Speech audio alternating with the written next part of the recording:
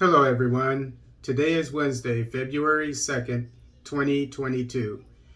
Kiira Motors, PSFU partner to train Ugandans.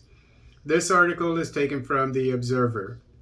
The private sector foundation Uganda, PSFU, will use its Young Africa Works program to skill about 300,000 young Ugandans to be ready to take up jobs in the country's budding car production industry. New boss Stephen Asimwe has said. Asimwe pledged to partner with Kiira Motors Corporation, KMC, which is owned by the government, the Ugandan government, thanks to President Museveni, to create linkages for value addition and car parts localization in Uganda's automotive industry.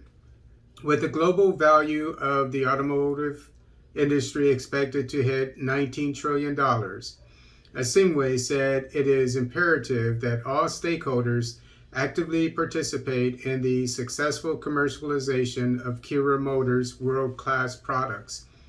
Kiira Motors has already deployed the Kayula EVS buses that are shuttling Civil Aviation Authority staff. Kiira Motors is also taking orders to supply buses for both government and the private sector. So this Kiira Motors makes buses, which is a big deal. And they're electric buses. And so they're going to expand by having the government buy them, which is so great. And can you imagine how many buses the government needs? And then private industry is going to buy them. So Kiira Motors is already running a skilling program for Ugandans ahead of the mass commercial production of vehicles at its vehicle plant in Jinja.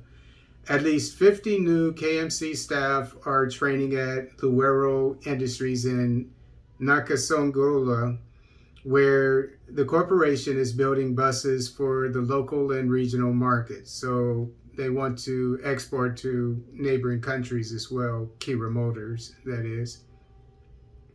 The bus chassis and frame localization training for the initial group of 50 factory workers will last at least 3 months. Asimwe, the new PSFU executive director, led a team of technical officers on the tour of the Kiira vehicle plant, KVP, at Jinja Industrial and Business Park.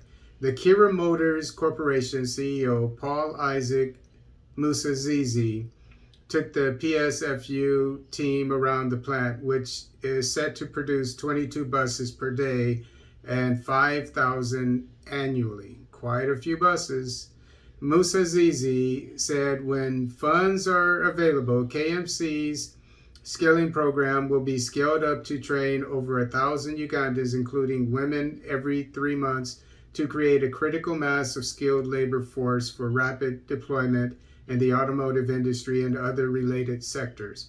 The trainees are given skills that make them employable even in other sectors such as the oil pipeline construction, because they're making pipes for the vehicles, I assume, and furniture industry because they're making seats for the vehicles, I assume, Musazizi said. So,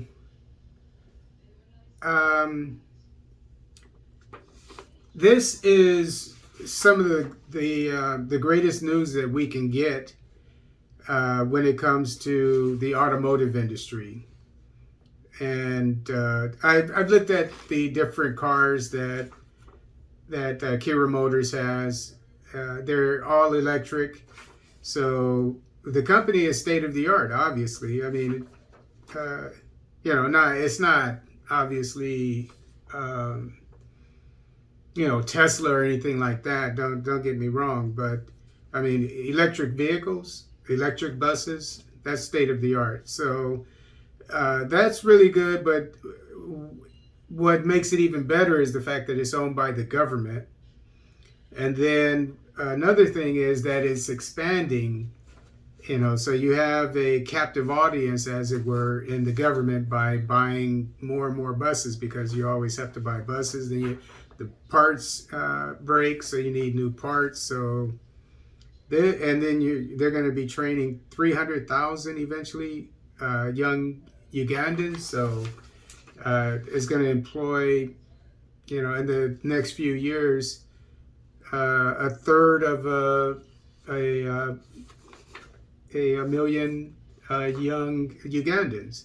So what do you think is going to be like in 10 years, 20 years? So I just love this. I would love to, from the bottom of my heart, I would love to see anyone in Uganda that can buy one of these cars, and for this company to grow. And then, countries like, I'm sure, Tanzania, perhaps Kenya, Burundi, etc., will probably be buying these cars and buses as well.